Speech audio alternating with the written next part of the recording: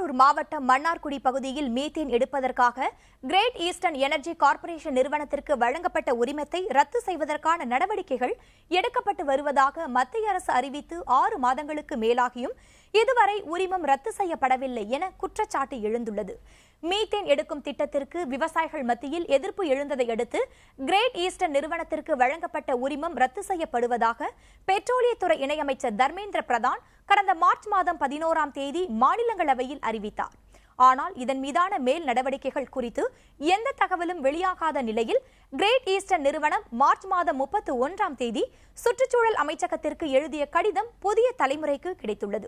இந்த கடிதத்தில் சுற்றுச்சூழல் அனுமதி கோரி முன்னர் சமர்ப்பிக்கப்பட்ட விண்ணப்பத்தில் இருந்த சில தவறுகள் சுட்டிக்காட்டப்பட்டு புதிய அனுமதி வழங்க கோரிக்கை முன்வைக்கப்பட்டுள்ளது.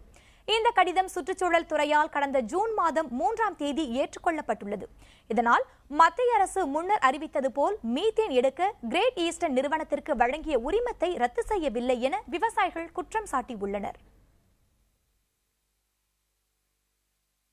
இது மிகப்பெரிய வேலைகளை செய்யக்கூடிய நிறுவனம். அவங்க அந்த குறிப்பிட்டிருந்த இடங்களில் சில மினிட்ஸை 70 350 இப்போ மாற்றி கொடுத்துருக்காங்க. சில இடங்களில் இந்த மாதிரியான சில பார்க்கும் பொழுது அந்த நிறுவனத்தினுடைய தவறு ஆரம்பத்திலேயே இருந்திருக்கு அப்படின்னு நம்ம பார்க்குறோம். இது ஒரு பக்கம்.